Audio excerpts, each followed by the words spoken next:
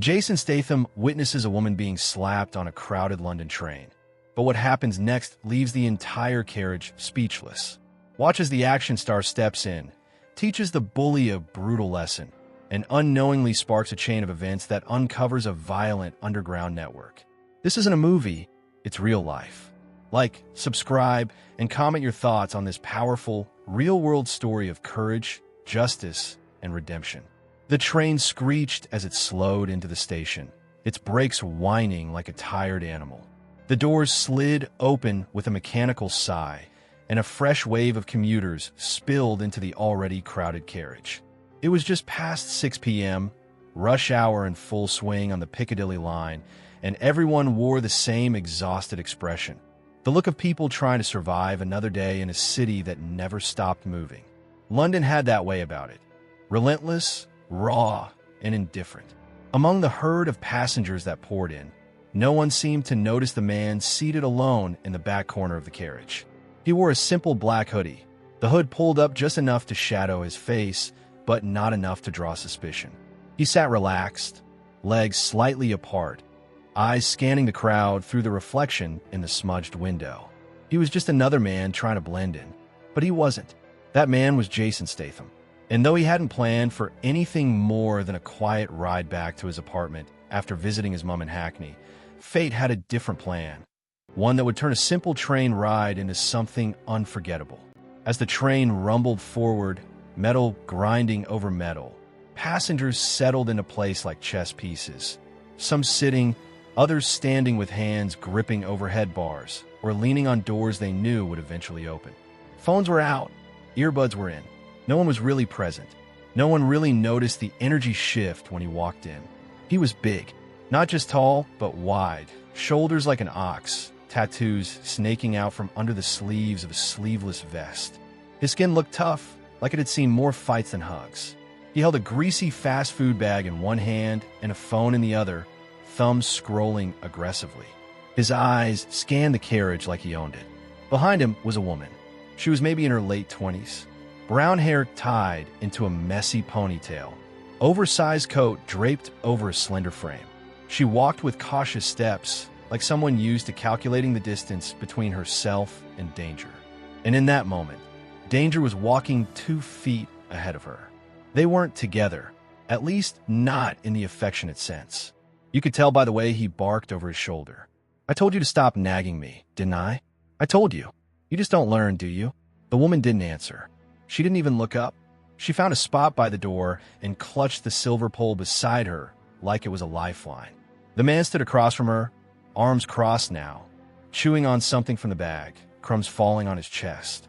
"Answer me when I talk to you," he snarled. Still, she said nothing. The silence made it worse. "I said answer me." And then he did it. Without warning, without hesitation, he slapped her. The sound cracked through the train like a gunshot. Heads turned, eyes widened. A woman in the corner gasped, covering her mouth. A young man pulled out his phone, but didn't raise it yet. No one moved. She stumbled, but didn't fall.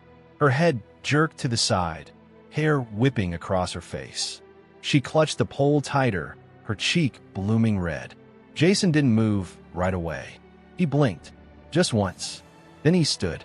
It wasn't dramatic. There was no sudden orchestral score, no heroic pose.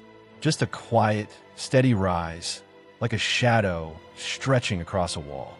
He walked forward, every step deliberate, slow, like he was giving the man a chance. A chance to think, a chance to realize what he'd just done. The bully looked up, chewing stopped. His smirk faltered. "What, mate?" he said, puffing out his chest. "This your business?" Jason looked at him, then at the woman, and then back again. "Yeah," he said, voice low. "It is now." The carriage fell into a hush. Even the screeching of the train over the rails seemed to dim beneath the weight of that sentence. Passengers leaned forward, holding their breath, eyes darting between the two men like it was the final round of a boxing match. The bully scoffed. "Oh yeah? You gonna lecture me now? Maybe tell me to apologize like a good little boy." He stepped closer, nose flaring. "I don't take orders from random blokes on trains." Jason didn't flinch. "I don't give lectures," he said. "I give lessons." The man tried to laugh, but came out uneven. "You think I'm scared of you?" Jason tilted his head. You should be. And just like that, the bully's bravado cracked. He looked around, suddenly unsure of himself. He wasn't used to being challenged, not like this. Not by someone who didn't raise his voice or puff his chest, but instead spoke with a calm that said, I've seen worse. I've been through worse.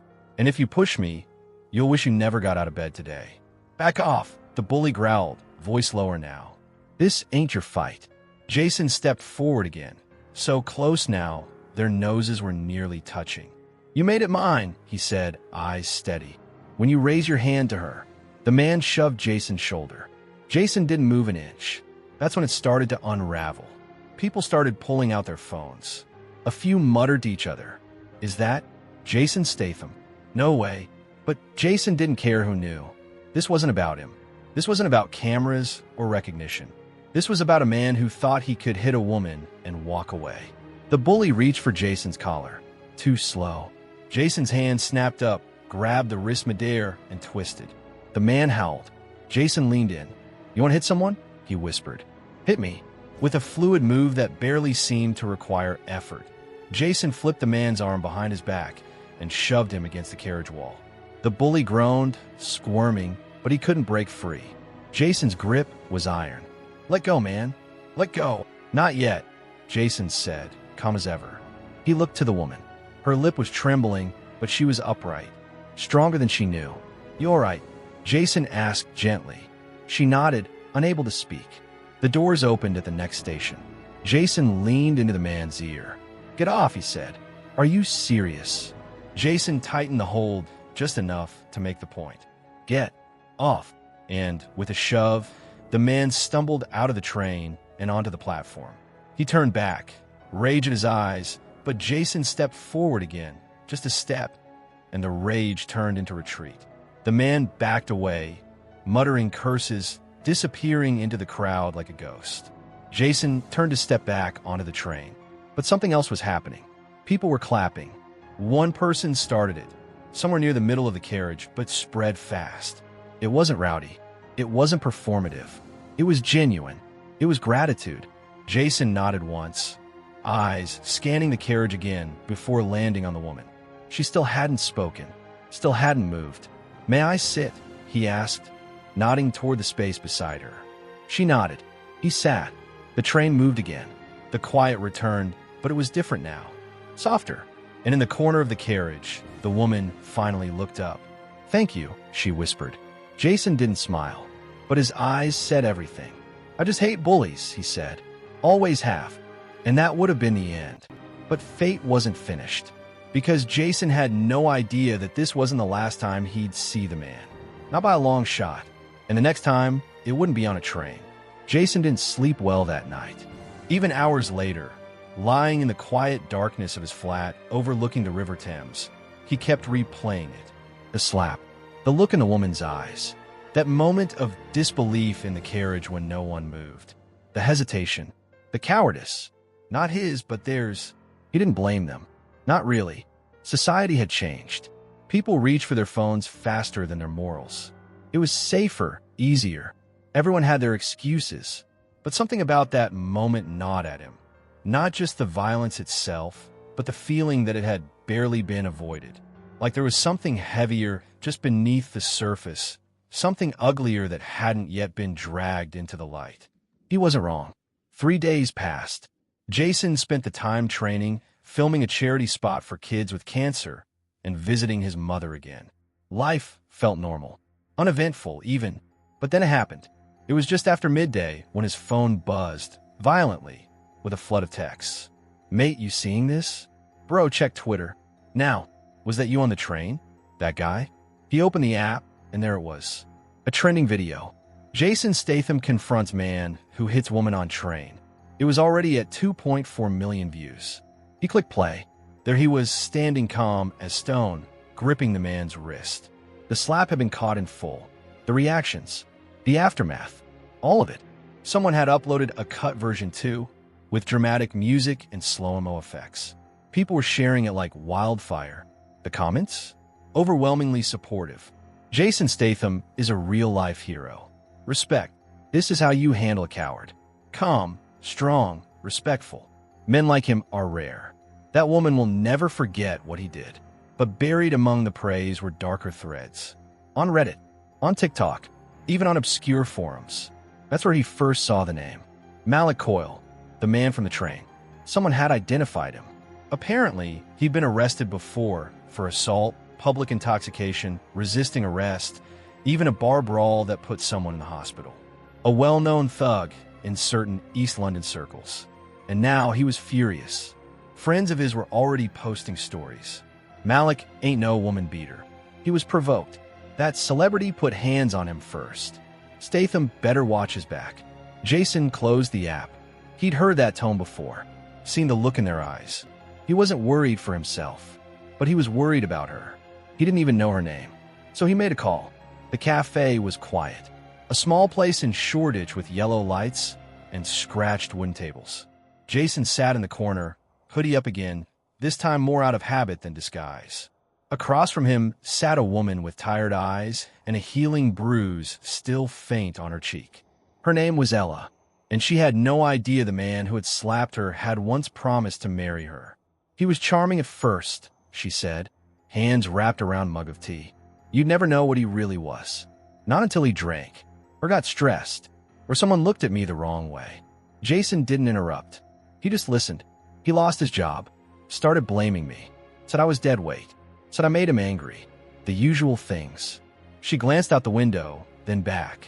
But I stayed, because I thought I could fix him. Jason's jaw tensed. You can't fix broken glass with a hug, he said softly. I know that now. She nodded. I left him 3 weeks ago. Changed my number. Stayed with my sister. That train was the first time I'd seen him since. Jason's expression hardened. He was following you? She nodded. He texted my sister. Said he just wanted to talk. I guess he figured out where I work. Waited for me to finish. I tried to ignore him, just get on the train, but she didn't finish. She didn't have to. Jason leaned forward. You in danger now? She gave a hesitant nod. His mates are worse than him. He's not very bright, but he's angry. They're organized. I've been watching my back nonstop. Jason tapped the table twice, a quiet decision made. You have somewhere safe to go. Ella shook her head. I don't want to drag anyone else into this. Not my sister. Not anyone. Jason looked at her and said, without hesitation, come with me. That night, Jason brought Ella to a private gated compound just outside London. It wasn't his main home, but a quieter retreat used when he needed privacy. He didn't ask questions. He didn't make her feel weak. He just made her feel safe. And for the first time in weeks, Ella slept soundly. But while she slept, Malik was getting desperate. The media had run with the video, spinning it into every angle. Celebrity heroism, the bystander effect, male violence. Everyone had an opinion. Malik had become a symbol, and not the kind that got parades. His job, already hanging by a thread, fired him. A bar he frequented banned him for life. Friends started ghosting him. And worst of all, he became invisible. People crossed the street to avoid him, muttered things under their breath. One even laughed to his face. Laughed. That's when he made the decision. I'm gonna make him pay, Malik said into the phone, voice low and venomous. You mean the actor? Came the reply. You nuts. Not him. Her. She's a reason this happened. There was a long pause on the other end. Then, you sure you want that kind of heat? I don't care. I want her to suffer. But what Malik didn't know, what he couldn't know, was that Jason had already anticipated this. He'd seen men like Malik before, had worked with former MI6 agents who had profiled them, narcissists, abusers, men who wore their masculinity like armor and blamed everyone else when it cracked. He knew they always came back, and when they did, they never knocked. So Jason stayed close, trained harder, slept less. He had contacts running surveillance on Ella's old neighborhood, checking camera footage, scraping forums. He didn't just want to protect her. He wanted to end this. But what neither of them knew was that Malik wasn't planning to come alone. He had help now. 2 men from his old crew.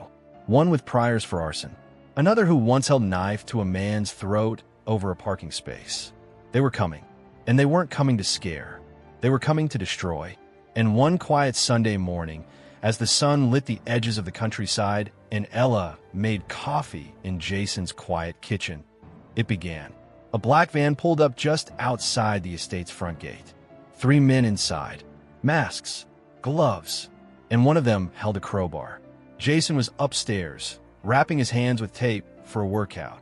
Then, the sound. Crack. The unmistakable clang of metal on steel. Ella looked up. Jason froze. His instincts kicked in before thought did. He tore down the stairs, eyes scanning the security monitor. 3 men, approaching fast, ignoring the intercom, one of them smashing the keypad with a pipe. Jason reached under the counter and pulled out a short iron baton. Nothing fancy, no guns, just enough to even the odds. He turned to Ella. Go to the basement. Lock the door. Don't open it for anyone but me. She hesitated. Jason placed a hand on her shoulder. You're safe, but I need you to listen. She ran. Jason opened the door and stepped outside. The morning air was cold, but what came next would burn like fire. Because this time, it wasn't just about justice. It was personal. Jason didn't break into a sprint. He didn't shout. He didn't roar like some over-the-top action hero stepping into a climactic battle.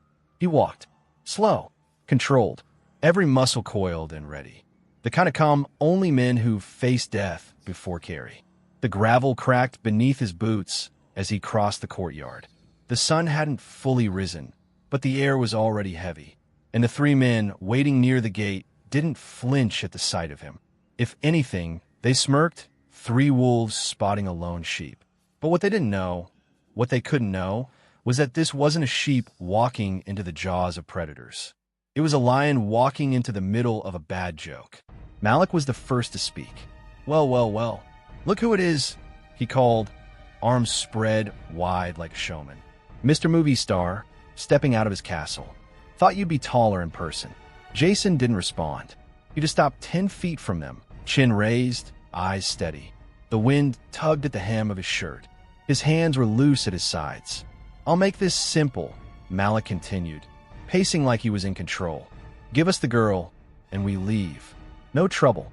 Jason blinked slowly, like the sentence didn't even register. Come again, he said, voice low enough to make the wind seem loud. You heard me. Malik stepped forward. You don't want this, mate. It's 3 of us. You may be tough in your little films, but this ain't Hollywood. Jason smiled. Not a big grin, just a twitch at the corner of his mouth. I don't act when it comes to scum like you. Malik's grin vanished. His friend, wiry, twitchy, with a scar that cut across his right eyebrow, stepped forward. He held a rusted pipe in one hand and a bike chain coiled in the other.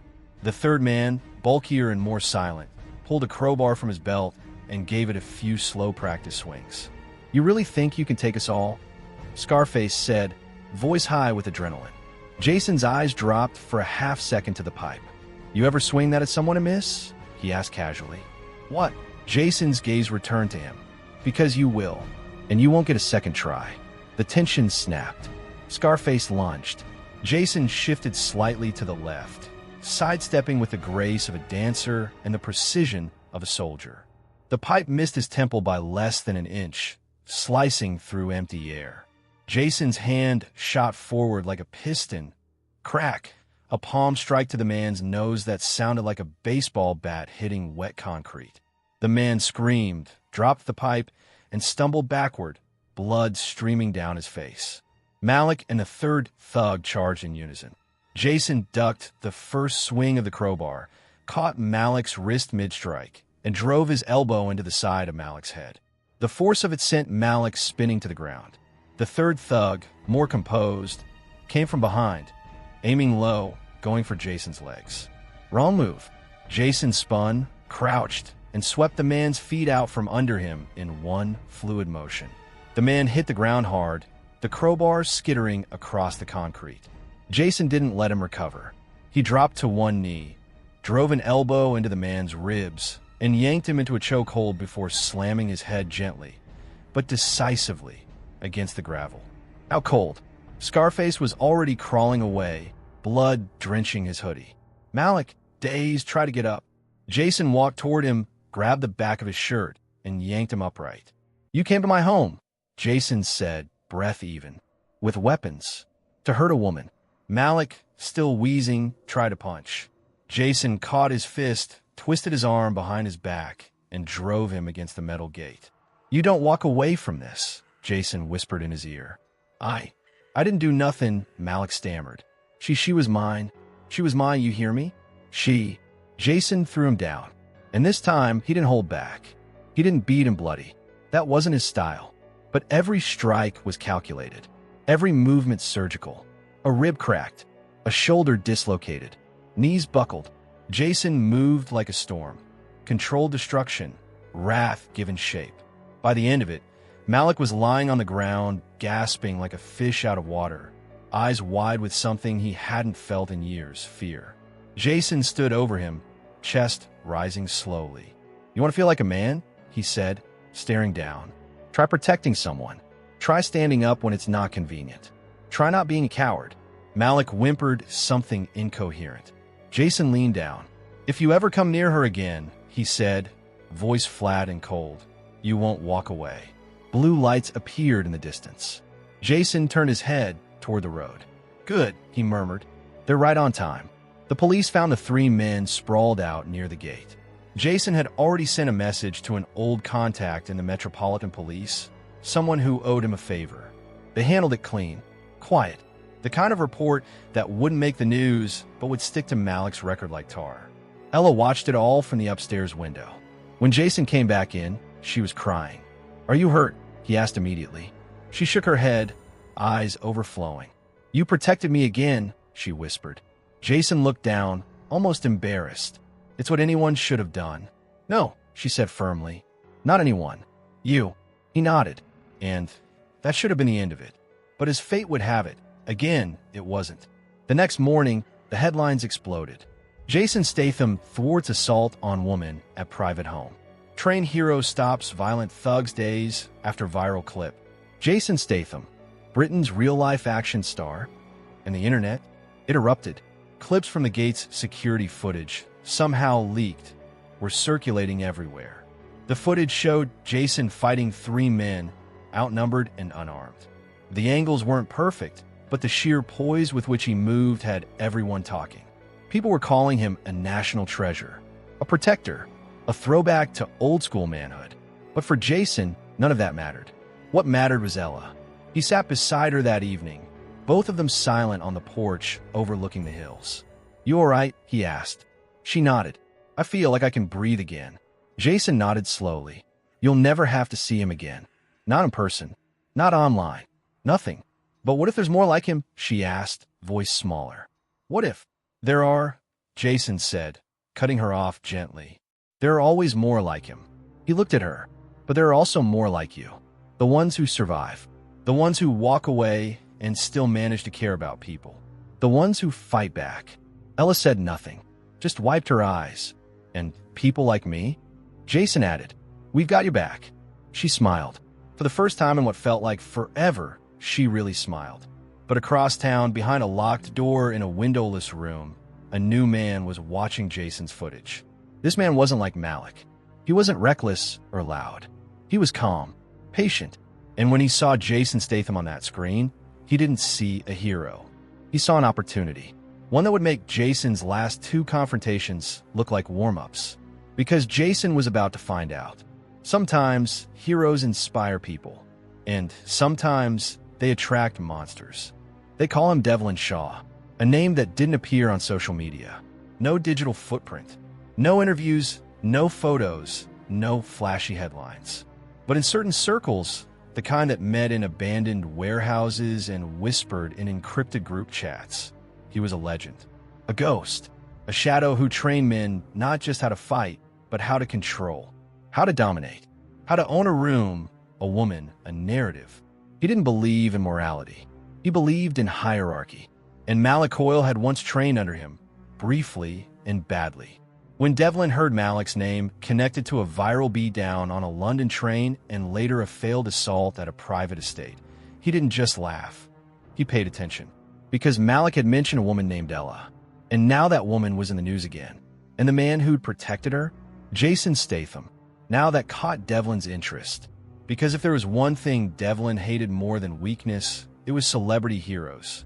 The kind that stood between men like him and the women they believed were owed. He watched the security footage from the estate gate a second time. Statham moved with discipline. Calm, efficient. He's dangerous, muttered a younger man beside him. Devlin didn't take his eyes off the screen. He's measured. That's different.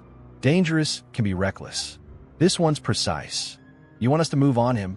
Devlin finally turned, eyes ice cold. No, he said. I want to test him. Jason didn't see it coming. 3 days had passed since the estate incident. Ella was staying at his countryside retreat, gradually regaining pieces of herself. He noticed it in the way she smiled more easily, the way her eyes didn't always dart toward every unexpected sound. She cooked again. She painted. She even asked Jason to show her some basic self-defense. He did, happily. She was a quick learner. Better yet, she was brave. And Jason knew bravery wasn't the absence of fear. It was walking through it anyway. He thought the worst was behind them. Until one afternoon, while walking through the small local market to grab fruit and coffee beans, Jason noticed something off. It was subtle, barely there. A man at the corner of his eye, wearing sunglasses, holding a newspaper upside down. Jason caught the detail instantly. He wasn't just trained. He was honed. He stopped in front of a stall and picked up a banana he didn't need. Waited. Watched the glass reflection in the stall's curved display. 2 more. One by the phone booth. Another near the butcher's. He wasn't being watched. He was being measured. Jason's pulse slowed, not sped up. He turned to leave, bags in hand, and casually made his way back through an alley instead of the main road. Within 5 minutes, he had confirmation. He was being followed. He took a different route each time he stepped out that day. Traced his steps backward. Not once did they try to approach. They were watching. And Jason knew enough about predators to know they only watch when they're planning. That night, he sat Ella down. You remember how I said you wouldn't have to deal with Malik again? She nodded. I do. He looked away, briefly. I was right, but I didn't realize he was just a piece of something bigger. Ella stiffened. What do you mean? Someone's watching us, Jason said. Not local cops. Not media. Professionals. Ella didn't speak for a long time. Then she whispered why. Jason stared at her, and slowly she understood. Because of me. Jason nodded. Because someone wants you scared again. Wants us to feel vulnerable. But why go to so much trouble? She asked, shaking her head. Why not just leave us alone? Because you left, Jason said simply. Because you stood up. He stood. I'll make some calls. We'll tighten security. But Ella, he turned to her. You have to be ready for anything. This isn't about that man anymore. This is about something deeper. She nodded. Then teach me more. Everything you know. Jason didn't smile, but he felt something close to pride. For the next week, Jason trained Ella like she was prepping for war. Because in his mind, she was. They practiced footwork, striking, escaping holds, using improvised weapons, reading people's body language. They jogged before sunrise, ran drills in the garden, even practiced blindfolded balance routines. She was shaky at first, but she never gave up. He never once saw her flinch again. Then came the letter. Unmarked envelope. No stamps. Just left on the front porch. Jason opened it carefully. Inside, a single printed page. She took something from me. You protected her once. Do it again. Let's see if you bleed. Jason showed it to Ella. She read it in silence. What do we do? She asked. Jason folded the letter. We set the trap. That night, Jason called 2 old contacts, both former intelligence officers. He had a plan, but it needed precision. He set up remote cameras around the estate perimeter, adjusted the motion detectors, and built a signal jammer to disrupt outside comms if things escalated. But what Ella didn't know, what Jason kept to himself, was that this wasn't just about protection anymore. This was personal. He'd seen too many men like Malik, too many men like Devlin, even before knowing his name. Men who thought strength meant control, who turned fear into fuel, who made trauma a sport. Jason had spent years fighting them on screen, but now he was fighting them for real, and he was done playing the good guy. 2 nights later, it happened. A thunderstorm rolled in just after midnight. Rain hammered the roof like a warning. Wind howled through the trees, shaking branches against the glass. Jason was already awake, standing near the window in sweatpants and a tight black shirt. He could feel it in his bones, the tension in the air, the static charge. The calm before it all snapped. At 12:43 a.m., the first alarm tripped. West fence. Jason didn't move right away. He waited, watching. 12 seconds later, a second sensor lit up. North gate. Jason picked up the earpiece linked to the cameras. He saw them. 4 men, dressed in black, moving silently. Professional. And Jason knew then, this wasn't Malik's old gang. This was something else. Something worse. He turned to Ella, who was already sitting up in bed, eyes wide. "They're here." Jason handed her a small canister. "Pepper spray. Don't hesitate." She nodded. "Go to the panic room." Same drill as before. Ella didn't protest. She kissed his cheek once, quickly, and disappeared. Jason pulled open the secret cabinet beneath the stairs. Inside, 1 baton, 1 tactical flashlight, and a weighted sap glove. No guns. That was deliberate. This wasn't about killing. This was about making them remember. Jason slipped the glove over his right hand and stepped outside, just as the first man came over the fence. He waited, let the man land, then dropped him with 1 punch. The sap glove hit like a brick wrapped in thunder. 3 to go. Another came from behind a hedge, fast, quiet, with a blade in hand. Jason spun, grabbed his wrist, slammed it against the stone wall. The knife fell. Jason kicked it away, then drove a knee into the man's ribs. He folded like paper. 2 left, but they were smarter. They flanked him. Jason backed up slowly, drawing them toward the garden path, where visibility was lower and space tighter. They bit the bait. 1 lunged. Jason stepped aside, let him crash into the rose trellis. The other tried to circle around. Jason ducked a punch, landed one of his own. Then, a flash. Electric. Pain lanced through Jason's side. The last man had a taser. Jason dropped to 1 knee. The man grinned, but Jason wasn't out. With a roar, he launched upward, headbutting the man and sending him sprawling. The taser fell. Jason kicked it across the patio. He grabbed the man by the collar. "You picked the wrong house," he snarled. He slammed him down. Once. Twice. Silence. The storm still raged, but the violence had passed. Jason stood alone in the rain, breathing heavy, alive, victorious. But then, a sound behind him. Slow, confident, clapping. Jason turned, and for the first time in weeks, his pulse did spike. Because standing at the edge of the garden path was a man in a dark trench coat. Not masked, not armed, smiling. "Very impressive," he said. Jason said nothing. "You live up to the hype." Jason clenched his jaw. "Who are you?" The man tilted his head. "I'm the one who trains the men you keep breaking." Jason stepped forward. The man didn't flinch. "But I'm not here to fight," he said. "Not yet. I just came to meet the man who's ruining my business model." He gave a mock salute. "And to let you know, this isn't over." Jason watched him disappear into the trees. And for the first time, he understood.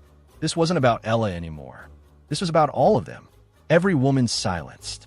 Every abuser enabled. Every man who thought strength meant cruelty. Jason looked down at his bloodied glove and swore. Next time, he'd end it for good. Jason didn't sleep that night. He didn't sit down. Didn't patch the cut on his shoulder or the bruise forming on his ribs. He just stood by the window, watching the rain finish its furious dance on the garden stone path where bodies had fallen like dominoes. The man in the trench coat haunted him, not because he was scary, not in the physical sense, but because he was calm. Men like that didn't need a shout, didn't need chaos. They didn't flinch when their soldiers failed. They simply recalculated. Jason had seen that kind of man before, during his early years back when he worked closely with tactical security units overseas. Men who trained monsters but never left fingerprints. The puppeteers, the ones who built violence into an industry. Now one of them had a face and a name. Devlin Shaw. Jason had made enemies before. Mobsters, arms dealers, dirty politicians. But this was different. Devlin wasn't just one man. He was an ideology, a mindset with a network and an agenda. This wasn't about Jason or Ella anymore. This was about power and who got to wield it. By morning, Jason had made his decision. He sat Ella down, poured her a cup of tea, and said the words she didn't want to hear. "I have to leave." She froze. "What?" "Because I have to finish this," he said. "This man, he's not going to stop. He's going to come back. And next time, he'll bring more than foot soldiers." Her eyes watered instantly. "But what if you don't come back?" Jason looked down at his hands, bruised and scraped. "I don't plan on dying," he said, "but I'm not just protecting you anymore. He's done this before. I can feel it." Ella nodded slowly. She knew he was right. She just didn't want him to be. So she stood up, walked over, and hugged him tightly. "I'm not afraid anymore," she whispered. Jason held her close. "You never were." Jason's first move was to go quiet. He left his phone behind, used burner devices, traveled under false names. He didn't rely on public security or government systems.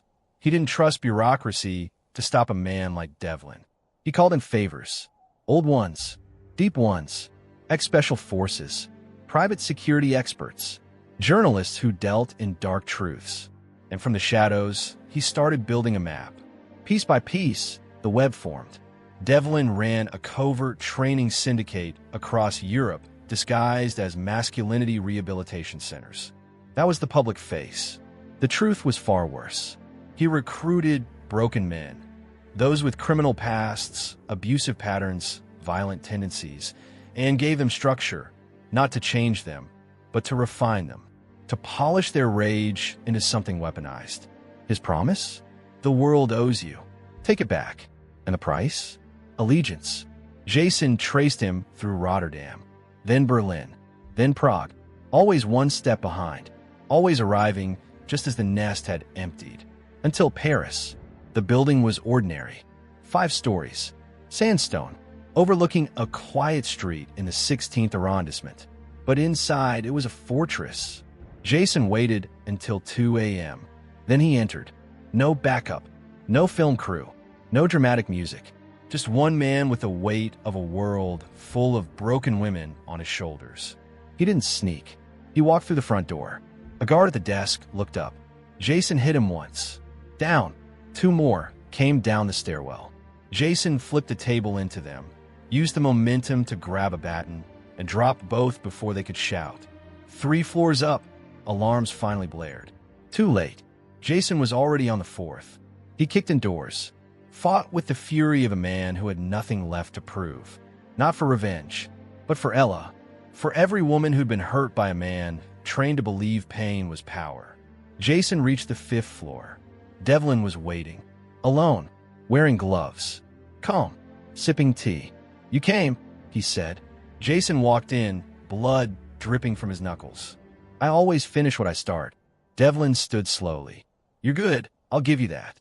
But you're just a man." Jason cracked his neck. "That's all it takes." They didn't speak again. Devlin moved first, sharp, fast, trained. Jason blocked the punch, ducked the kick, countered with a body blow that knocked Devlin into the desk. But Devlin recovered fast, grabbed a knife from the drawer and lunged. Jason dodged, slammed the side of his hand into Devlin's throat, then pinned him against the wall with one arm. "You think you're helping men?" Jason growled. "You're just building monsters." Devlin spit blood, grinning. "Monsters survive." Jason hit him, again and again, until the grin cracked, until the arrogance bled, until the devil looked afraid. Then Jason grabbed the man by the collar and dragged him to the window. "You taught them to hurt women," he said. "Let's see what happens when the world sees your face." Outside, police sirens wailed. Someone had tipped them off. Jason didn't run. He tossed Devlin onto the marble floor just as armed units stormed in. They aimed rifles. Jason raised his hands. "I'm done," he said. "Take him." "Not me." The news exploded again. This time, it wasn't just a clip of a fight. It was a movement. Jason Statham exposes underground abuse syndicate. Hero actor brings down global predator network. Statham's real fight, dismantling toxic power. Women around the world came forward. Names Jason would never know, faces he'd never meet. And every time the news played the footage of Jason dragging Devlin out, Ella smiled. Because she knew he had kept his promise. 3 months later, Jason returned to the countryside. He walked through the front gate with a new scar on his cheek and a slight limp in his step. Ella was painting. She looked up and dropped her brush. He smiled. "I told you I'd come back." She ran to him, arms open, tears already falling. They didn't speak for a long time, just stood there in the quiet wind. When she finally pulled back, she looked at him and said, "You changed everything." Jason shook his head. "No, you did. The moment you stopped running." They stood together, the breeze rustling the leaves around them. No fame, no cameras, just peace. And a new beginning, because some men fight in movies, and some men fight in real life. But only a few teach the world what it means to stand up.